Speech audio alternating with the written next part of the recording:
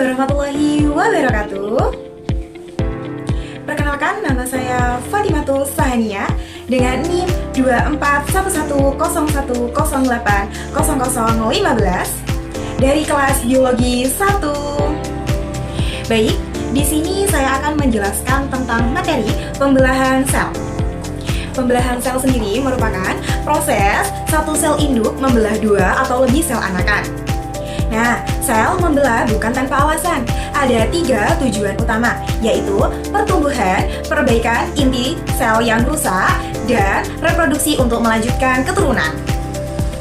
Pembelahan sel dibedakan menjadi 2 jenis utama, yaitu mitosis dan juga meiosis. Kedua jenis pembelahan sel ini memiliki fungsi dan tempat terjadinya dan hasil yang berbeda. Namun, keduanya memiliki fungsi yang sama-sama penting bagi kelangsungan hidup organisme. Nah, baik, di sini saya akan menyampaikan untuk materi yang pertama, yaitu mitosis. Mitosis adalah pembelahan sel yang menghasilkan 2 sel anakan yang bersifat identik dengan sel induknya. Dan juga mitosis terjadi pada sel tubuh dan juga sel somatik. Selnya, sel penyusun akar rambut, kulit, dan sel tubuh kita, kecuali sel kelamin. Tujuan mitosis ini untuk pertumbuhan dan perkembangan tubuh, serta regenerasi dan sel-sel tubuh yang rusak. Sel-sel anakan yang dihasilkan akan membelah lagi dan menjalankan siklus yang berulang yang disebut dengan siklus sel. Dan mitosis terjadi 4 tahapan, yaitu ada profase, metafase, anafase, dan telofase. Sebelum memasuki fase mitosis, akan mempersiapkan dirinya, yaitu dengan melakukan sintesis materi genetik atau DNA dengan cara penggandaan atau duplikasi materi genetik. Nah, setelah mempersiapkan dirinya atau tahap interfase, sel memasuki tahap berikutnya, yaitu tahap profase. Tahap profase, pada tahap ini benang kromatin akan mengalami kondensasi, membentuk kromosom, membran inti, dan nukleus menghilang, dan benang spindel telah terbentuk. Tahap selanjutnya adalah metafase, ditunjukkan dengan sentrosom yang sudah berada di kutub berlawanan dan kromosom berjajar lurus di bidang ekuator. Tahap selanjutnya adalah anafase. Kromatid berpisah dan masing-masing bergerak menuju kutub berlawanan, dan sel mengalami karyokinesis atau pembelahan inti sel yang menjadikan ukuran sel memanjang. Nah, pada tahap akhir adalah tahap telofase.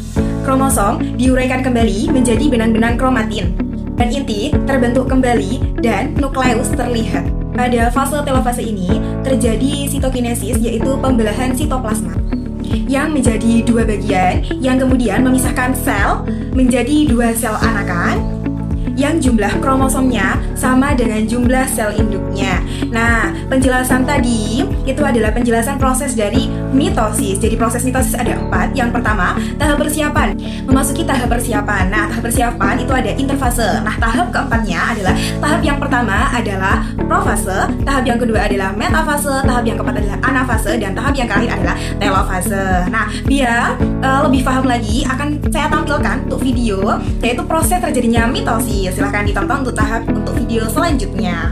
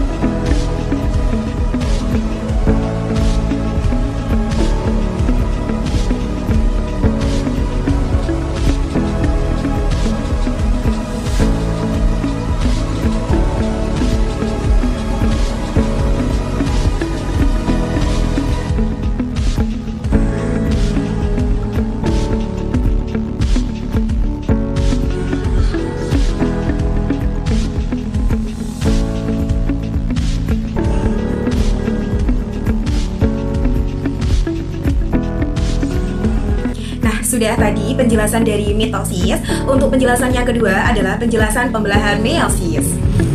Nah, pembelahan meiosis disebut juga pembelahan reduksi. Karena waktu pembelahan meiosis menyebabkan adanya reduksi atau pengurangan jumlah kromosom. Dan meiosis menghasilkan 4 sel anakan yang bersifat haploid. Dan sifat anakan tidak identik satu sama lain dengan induknya. Dan tujuannya khusus untuk pembentukan gamet dan reproduksi seksual. Dan prosesnya menciptakan variasi genetik melalui crossing over. Nah, crossing over sendiri adalah pertukaran segmen kromosom antar pasangan kromosom homolog yang menciptakan kombinasi gen baru. Nah, memasuki tahap-tahap meiosis terdiri dari 2 pembelahan, yaitu meiosis 1 dan meiosis 2. Dimulai dari tahap meiosis 1. Tujuannya dari tahap meiosis 1 adalah untuk memisahkan kromosom homolog dan mengurangi jumlah kromosom dari diploid jadi haploid. Dan terjadi tahapan reduksi. Nah, tahapannya terdiri dari profase 1, metafase 1, anafase 1, dan telofase, serta sitokinesis. Sebelum ke tahap profase 1, akan dimulai tahap persiapan terlebih dahulu, yang disebut dengan tahap interfase. Nah, di interfase terjadi penggandaan kromosom. Selanjutnya, tahap profase 1. Di sini, kromosom yang sudah mengalami penggandaan akan mulai memadat, pasangan homolog bertemu dan berpasangan membentuk struktur yang disebut dengan tetrat. Pada titik kontak yang disebut dengan kiasma, kromosom bisa saling bertukar segmen. Nah, inilah yang disebut dengan crossing over. Pada profase 1, membran inti mulai menghilang dan benang-benang spindel mikiotubulus mulai terbentuk. Kemudian metafase 1. Nah, pasangan homolog atau tetrat mulai berjajar di bidang ekuator. Posisi masing-masing pasangan acak dan saling berlekatan pada mikrotubulus dari kutub yang berbeda. Nah, untuk selanjutnya adalah anafase 1. Kromosom homolog dipisahkan dan ditarik di kutub berlawanan. Yang selanjutnya adalah telofase 1 dan sitokinesis. Pada tahap ini, tiap set kromosom sampai di kutubnya. Membran inti bisa terbentuk, sementara sel belah menjadi 2, masing-masing bersifat haploid.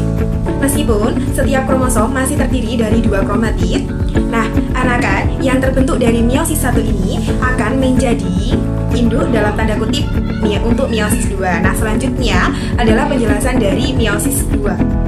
Pada tahap meiosis 2 ini tidak ada penggandaan materi genetik. Beberapa juga mengalami interfase 2. Pada tahap interfase 2, membran nukleus akan terbentuk lagi dan benang spindel akan mengalami penguraian serta beberapa sentrosol mulai mengganda. Tujuan dari meiosis 2 ini untuk memisahkan kromatid bersaudara. Tahapan dari meiosis 2 terdiri dari profase 2, metafase 2, anafase 2, telofase 2, serta sitokinesis. Tahap meiosis 2, jika membran inti terbentuk setelah meiosis 1, maka dalam tahap ini ia akan larut lagi atau istilahnya terfragmentasi. Kromosom mulai memadat lagi. Benang-benang spindel mikrotubulus mulai terbentuk lagi di masing-masing sel haploid dan sentrosom, mulai menjauh satu sama lain. Selanjutnya adalah tahap metafase 2. Pada tahap ini, kromosom mulai berjajar di bidang ekuator. Selanjutnya, tahap anafase 2. Selanjutnya anafase 2. Ikatan kromatid saudara mulai terputus, sehingga kromatid dipisahkan dan ditarik ke kutub berlawanan. Selanjutnya telofase 2 dan sitokinesis. Kromosom akan mencapai kutub. Membran inti akan terbentuk kembali dan pembelahan sitoplasma menghasilkan 4 sel anak yang sifatnya haploid. Nah, hasil akhirnya dari satu diploid awal dihasilkan 4 sel haploid yang masing-masing mempunyai kombinasi gen unik. Sel-sel inilah yang akan menjadi sel sperma atau sel telur. Ketika 2 gamet dari 2 individu yang berbeda bertemu, kombinasi genetik yang dihasilkan bersifat unik. Ini menjadi dasar variasi sifat para individu dalam satu spesies. Nah, tadi penjelasan dari tahap meiosis 1 maupun meiosis 2. Nah, biar kalian lebih paham, akan saya tampilkan video tentang meiosis.